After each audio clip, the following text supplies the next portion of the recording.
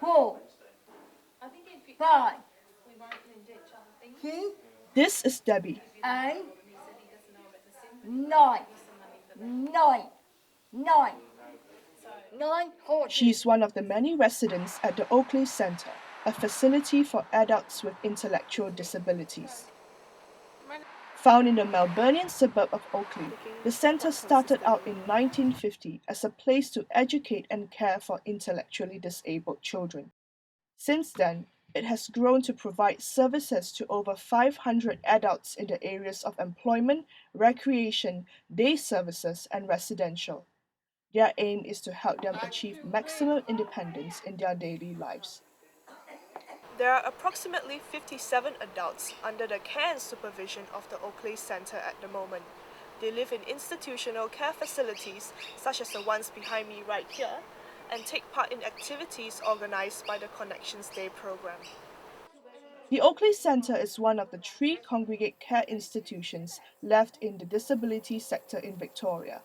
An average of 17 people live in each building that was built in the 70s, but they have not been renovated since. Even the staff find its living environment unacceptable.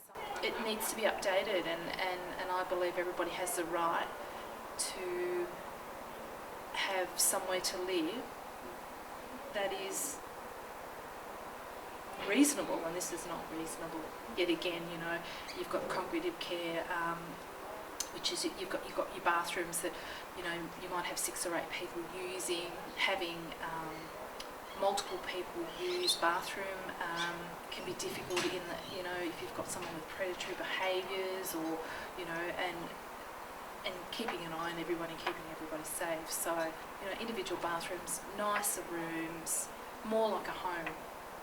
However, a new plan is in place to eliminate the congregate care system altogether. I think it was around the time of the Bracks government that there was a commitment or an announcement that these facilities would close and all the people living in there would move to a community-based environment. The goal of the centre is to transfer all their residents into houses such as this. The differences between the 2 places are far and wide. Paid for and designed by the Department of Human Services, this house has a flat ground for easier mobility, while the one on Allen Street has steps and slopes. Bathrooms are spacious and well equipped, while the other is not. There are only 6 people living here, making it more like a proper home and less like a hostel. However, there are also concerns about moving into smaller houses. It's always good in theory, and it's a great idea. It will work really well for some residents. Others that have been in, say for instance, institutionalised, and then are in a smaller unit, say where we are now at 22, and then going into a smaller can be quite confronting because all they've known is so-called institutionalised. The centre is currently in a transitional period of moving its residents into smaller homes such as this building behind me on George Street. However, due to the lack of government funding, the process is taking longer than expected. We're not sure, because of changing government priorities and competitive aspects in our community, we're not sure when the next lot of funding will occur. I don't think it's off the books, so to speak. I think it's just going to take a lot longer than what we envisaged. And we're in the process of putting in a submission now for capital funding and some recurrent dollars. That has to be in by the 10th of November.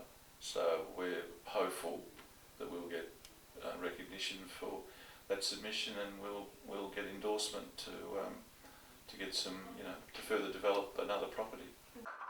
But often with the disability sector, money isn't the only obstacle in achieving their goals. In one of the houses that we just recently built, a couple of the neighbours weren't too happy, and there was a statement to the effect, well, this is going to devalue my property. I know that there appears to be a lot of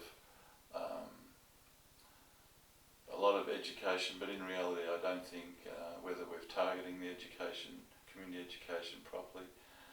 I think there's still a lot of naivety naivety about, you know, what is a disability or the impact it has on people's lives. I think we need to do more education in terms of looking at the next generation. If they will become our ambassadors if we can actually get younger people understanding what disability is and understanding that it's okay to have a disability, that's life, and not to stigmatise it, you know. I think we need to get people over that. We need to help people understand that people with a disability are just like anybody else.